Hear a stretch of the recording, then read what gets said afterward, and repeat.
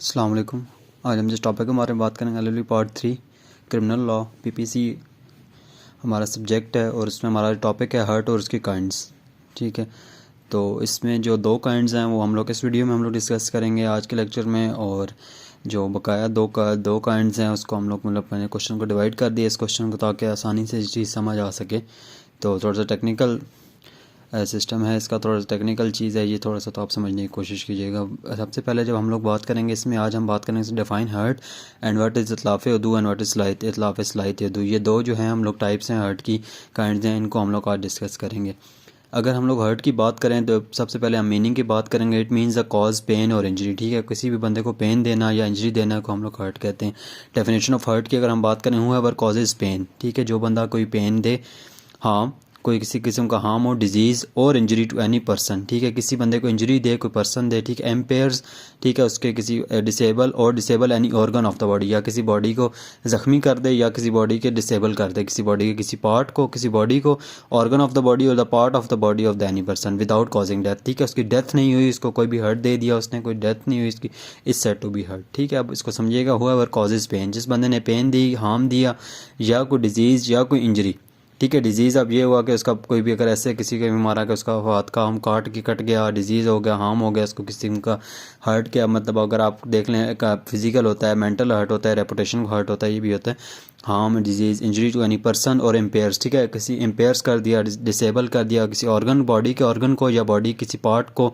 ठीक है, तो उसने क्या, अगर उसकी डेथ विदाउट कॉजिंग डेथ। ठीक है, तो इसने इसके इंटेंशन। ठीक है, और उसके बाद हम जब काइंड्स की बात करेंगे तो इसमें 5 तरह के काइंड होते हैं। इतलाफ़ उदू, इतलाफ़ सलाहियत उदू, शजा, जुरा और आल अदर काइंड्स। ठीक है, आज हम लोग इतलाफ़ उदू और इतलाफ़ सलाहियत उदू को हम लोग देखेंगे। जब सबसे पहले हम लोग बात करेंगे इतलाफ़ उदू की, जब हम लोग इतलाफ़ उदू की बात करेंगे इसके पहले हम लोग लिटरल मीनिंग को अगर हम देखें, दैट मीन डिस्ट्रॉय।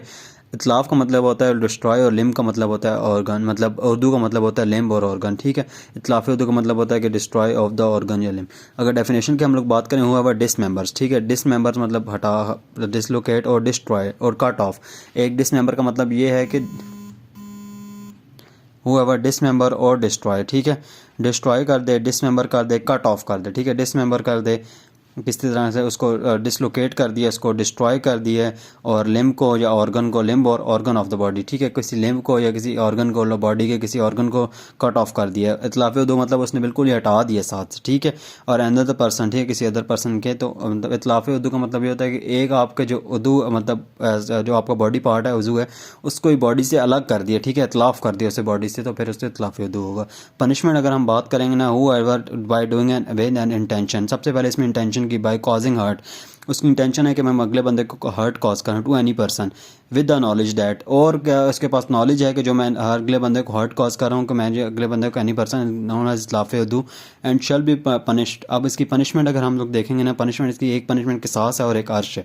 किसास कब होगा? Authorised medical officer. ठीक है, कंसल्ट करेंगे अथोराइज मेडिकल ऑफिसर से। अथोराइज मेडिकल ऑफिसर क्या करेगा, वो उसमें बताएगा कि क्या मतलब जो क्या किसास एग्जीक्यूटेबल हो सकता है। किसास हम लोग पहले कत्ल में पढ़ के आ चुके हैं, जैसे कि कान के बदले कान, हाथ के बदले हाथ। इसमें मतलब ये होता है कि इस तरह कि हम इसको एग्जांपल से आप समझ, an offender afflict single blow with sword. ठीक है, एक ऑफेंडर ने क्या किया, एक सिंगल ही, एक ही शॉट में मतलब किसी बंदे के स्वॉर्ड से इसका रिजल्टिंग कटिंग ऑफ रिजल्ट किस में हुआ, उसने लगाया, तलवार से लगाया। ठीक है, ज़रब लगाई, इसमें क्या हुआ, उसने कटिंग ऑफ क्या हुई, एक ही कत्ल से कटिंग ऑफ उसके 1/4 ऑफ लेफ्ट फोर आर्म, जो लेफ्ट फोर आर्म थी उसकी 1/4 उसका कट गया। ठीक है, उसका अलग हो गया। द पनिशमेंट ऑफ किसास will be executed only if the authorised medical officer gives an opinion that similar result could be achieve without any additional damage to the offender.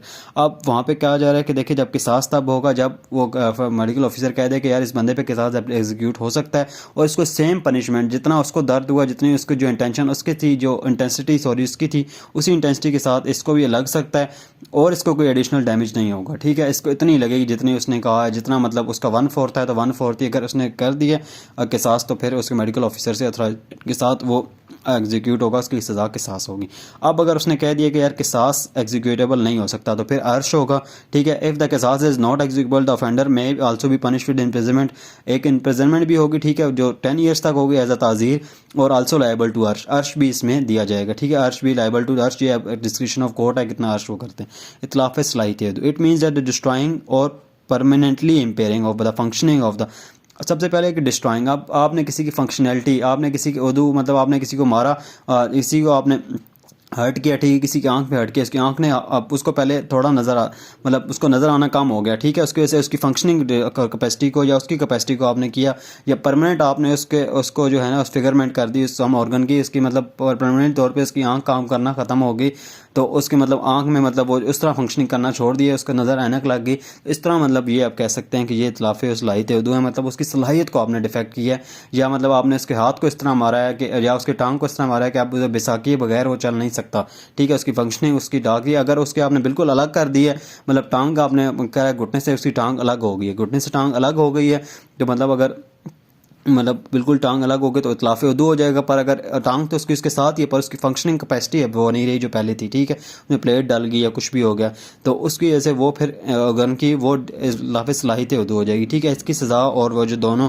उसकी जो सज़ा है इतलाफ़े उदू की और इतलाफ़े सलाहियत उदू की सज़ा एक जैसी है।